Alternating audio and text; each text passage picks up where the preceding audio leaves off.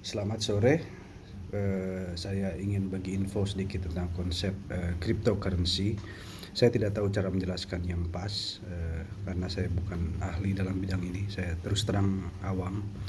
Tapi saya mencoba pakai bahasa saya sendiri dan logika saya sendiri yang menurut saya mungkin pakai bahasa yang praktis dan simple.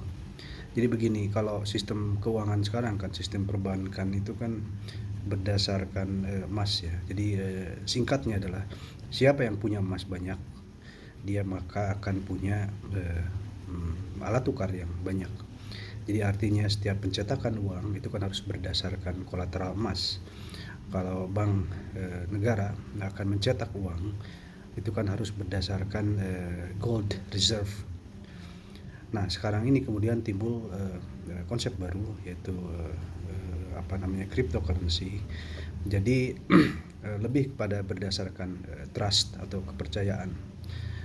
Trust atau kepercayaan ini tentu berdasarkan dari kemampuan atau daya atau sumber daya. Orang yang bikin prinsip Bitcoin atau Ethereum itu mereka yang punya kuasa, yang punya daya. Gue mau bikin nih sistem keuangan yang tidak berdasarkan emas, tapi berdasarkan lu percaya sama gue nggak, gue punya kekuasaan, gue punya modal, gue punya dan sebagainya gitu.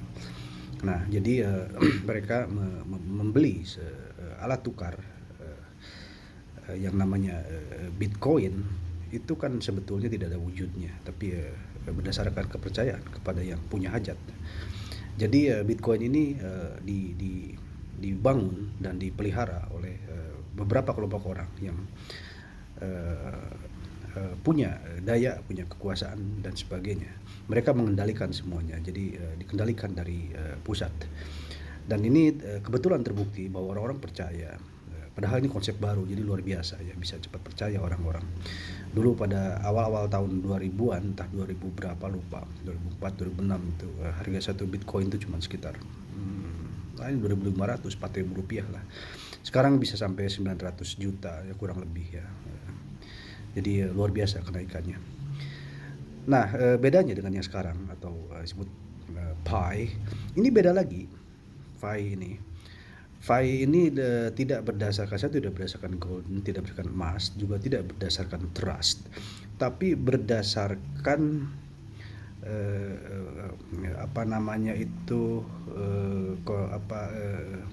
kesepakatan bersama atau konsensus antar penggunanya, sehingga disebut dengan ekosistem.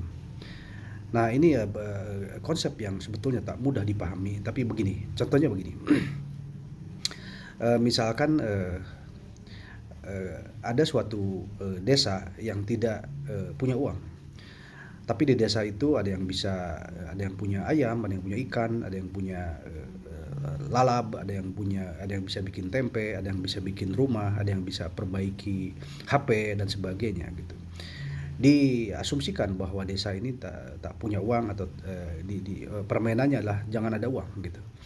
Jadi orang itu kan nanti satu desa itu akan barter gitu. Yang punya uang akan tukar sama yang punya ikan akan tukar sama orang yang punya keahlian perbaikan motor misalkan. Kemudian orang yang punya singkong akan barter dengan orang yang punya telur. Orang yang punya misalkan sepatu akan tukar dengan yang lain gitu ya. Nah, ini sebetulnya pada dasarnya barter, tapi kemudian supaya mudah sistem barter ini disepakati apa yang menjadi ukuran supaya mudah misalkan taruhlah dibikin udah aja, misalkan yang akan menjadi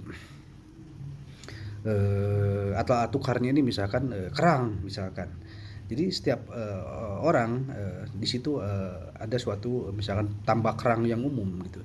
Jadi setiap orang harus mengambil kerang setiap hari gitu ya, ke tambak itu dengan suatu kontrol bersama gitu, suatu sistem bersama. Sehingga semakin banyak punya banyak kerang, maka dia semakin mampu untuk bertransaksi. Artinya singkat katanya makin banyak punya kerang maka dia makin kaya gitu. Jadi satu desa itu saling tukar dengan kerang, tidak menggunakan uang. Dan itu dalam suatu kondisi ideal tentunya semua bisa dipenuhi jika suatu desa itu bisa punya hampir semua hal gitu. Jadi artinya nyaris tidak perlu lagi untuk membeli dari luar. Artinya dia merupakan sudah menjadi captive market atau pasar tertutup gitu. Nah, ini ide FI ini. Jadi kalau tadi satu desa, ide mereka adalah untuk mengumpulkan sekitar 1 miliar orang. 1 miliar orang yang sekarang sudah yang sudah menjadi member adalah sekarang sekitar konon 30 juta orang gitu. Tapi dari 30 juta orang ini, jika satu orang bisa menarik 3 member, maka dari 30 juta akan menjadi 90 juta. 90 juta narik 3 orang lagi, 90 kali 3 sekitar 300 juta. 300 juta ngambil lagi ngambil lagi di orang per orangnya akan menjadi cepat 1 miliar. Jadi perkaliannya hanya tinggal 4 atau 5 kali perkalian lagi gitu. Jadi sebetulnya bisa cepat. Namun kan ini akhirnya berdasarkan kesepakatan bersama, trust bersama juga. Jika Anda percaya pada sistem ini dan semakin banyak orang yang menjadi member, tentu akan jumlah 1 miliar orang ini ikut akan tercapai. Namun itu jumlah ideal, tidak mesti 1 miliar gitu. Orang satu desa aja bisa saling barter gitu. Taruhlah sudah tercapai misalkan 100-300 juta orang, itu sudah bisa. Makanya ada semacam rencana dari pihak yang menyelenggarakan PAI ini bahwa sekitar 2022 akan dimulai launching. Apa yang maksudnya launching ini? Apabila sudah dianggap sudah bisa tercapai sistem konversi dari poin PAI ini ke dalam suatu nilai uang tertentu, nilai alat tukar tertentu, maka artinya sudah bisa digunakan. Jadi poin yang Anda dapat sekarang ini dari cara mining setiap hari atau menggali setiap hari, itu maka akan bisa menjadi alat tukar. Itu berapa? Nah, itu belum disepakati. Bisa saja satu poin misalkan harganya 100.000 rupiah, bisa 1 juta rupiah, tapi konon katanya sekitar nggak tahu, sekitar 1 juta rupiah atau berapa satu poinnya itu dari setiap poin yang Anda dapat gitu. Nah, misalkan tidak usah sampai 1 miliar, misalkan pada tahun 2022 nanti misalkan tercapai taruhlah misalkan 100 juta orang gitu ya, misalkan gitu. Dari 100 juta orang ini kita sudah bisa melakukan sesuatu. Contohnya begini deh. Aku percaya bahwa poin dari PAI ini akan berhasil menjadi suatu alat tukar. Lalu aku bilang sama pembeli kopiku, harga kopiku misalkan 100.000 rupiah misalkan gitu ya. Lalu aku bilang sama pembeli kopiku, kamu bisa beli kopiku, tukar dengan misalkan 1 poin. Maka ketika Anda transfer kepada 1 poin PAI ini, maka Anda akan mendapatkan kopi saya yang bernilai 100.000 rupiah. Artinya saya menghargakan kopi itu adalah 1 poin atau setara dengan sekitar 100.000 rupiah. Anda dapat kopi, saya dapat apa? Saya dapat 1 poin. Mengapa saya dapat 1 poin? Karena saya percaya, trust bahwa poin ini suatu waktu akan terus bisa ditukarkan dan akan berkembang dan akan naik nilainya gitu. Nah, jadi mengapa saya tertarik dengan program PAI ini? Karena ini dibangun dari awal, belum jadi seperti Bitcoin kan sudah jadi. Kalau kita mau ikutan itu ya tentu kita harus beli, dan itu harganya sangat tinggi. Satu koin aja harganya sekitar berapa? Hampir 1 miliar ya, 800 juta rupiah atau sekian. Ethereum juga mahal sekarang. Ya tentu saya tidak akan mau ikutan itu ya, karena nggak ada duit untuk itu.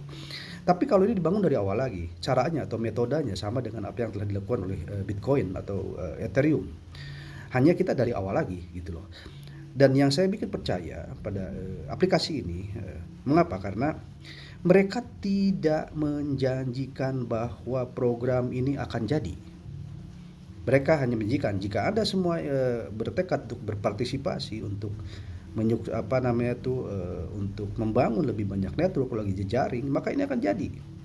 Ya tentu saja ya, itu masuk logika. Jika 1 miliar orang sudah percaya bahwa ini bisa menjadi nilai tukar, ya akan jadi nilai tukar.